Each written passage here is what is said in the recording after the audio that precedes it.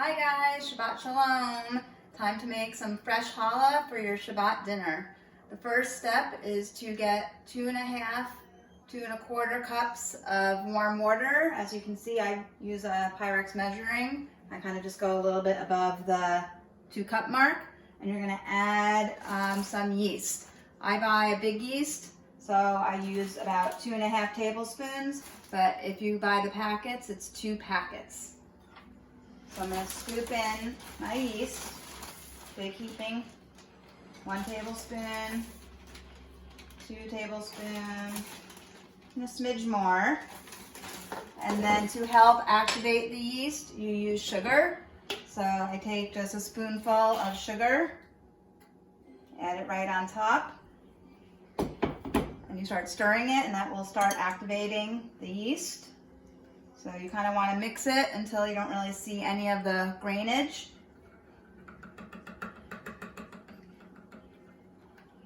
And again, the water is warm. You don't want it super hot. That will kill the yeast. And obviously you don't want it too cold. I usually put it in the microwave for 45 seconds to a minute, and that it gets at a pretty good temperature. Okay, once mixed, kind of set aside while you do the rest of the ingredients. It should sit for about 5 minutes, sometimes 10. And now we're ready to put the dry ingredients in. My recipe makes 3 medium-sized challahs, or it can make 2 very large challahs. So I start with about 7 cups of flour. I've used bread flour in the past. This is just regular, good old-fashioned white flour. So I take a scoop, even it out. 1, 2, 3, 4, 5, 6, and I actually put in like half because I can always add. The recipe does call for 7, but I just put in 6.5 to start of flour, and then anywhere from 3/4 to a cup of sugar, depending on how sweet you want it. We like ours sweet, so I use a whole cup. Pour that in, and then I kind of mix it so that the sugar and flour blend. Then you need some salt. I kind of just put a dash of salt. I don't measure. I just kind of give a little shake. I think it's somewhere between 1 teaspoon. So I just give a little shake. Mix that to incorporate it.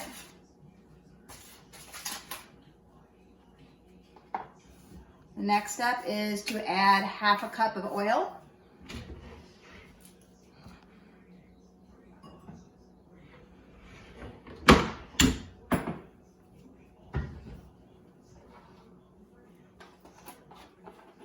So usually I have a smaller measuring cup, but it must be used right now. So I'm going to just measure half a cup. You want canola or vegetable oil is fine. I wouldn't use olive oil.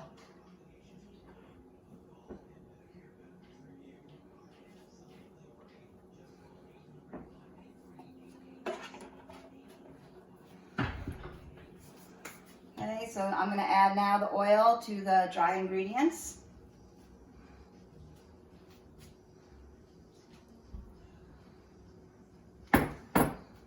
And I'm going to stir that in just a little bit. It will kind of get a little chunky a little bit. There's some chunks. I just kind of use the back part of the spoon to kind of stir and flatten it. You just want to kind of start getting it mixed in.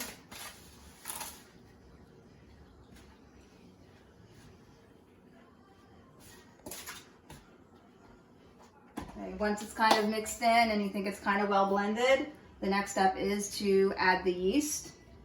As you'll see, you'll kind of start seeing the foam part on the top. Obviously it has not been 5 minutes, but it's okay. I'm going to pour it in. If I wasn't making this video, maybe I would wait a couple more minutes.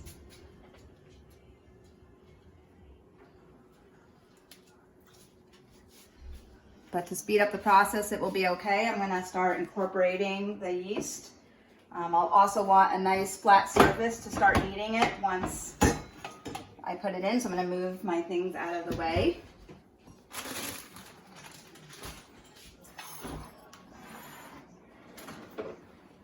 And I pour about half in to start.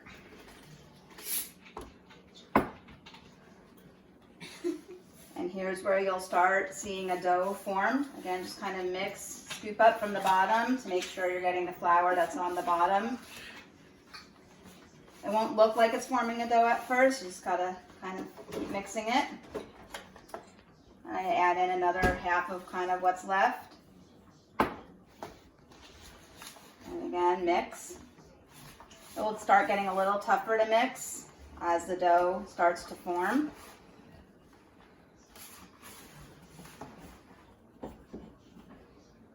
At this point, I kind of try to move some of the dough that's formed to the side and get the part that's at the bottom that still kind of is dry, and I pour in kind of the rest. And again, I'm still using the spoon. I'm going to start, you can see it's kind of getting wetter. So as a little bit more of the flour is incorporated, I will dump it out and start kneading it.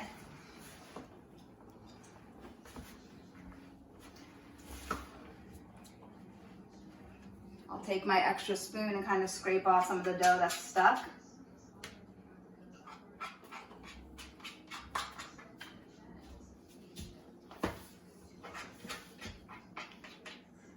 And this is where a little bit of the messy part starts with your hands.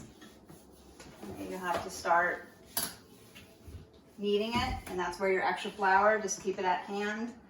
I always put a little bit on my hands, but of course washed. I'm going to start mixing by hand, and it will be sticky, and that's okay. You just want to kind of make sure the flour from the bottom starts getting in, and I'll just add more.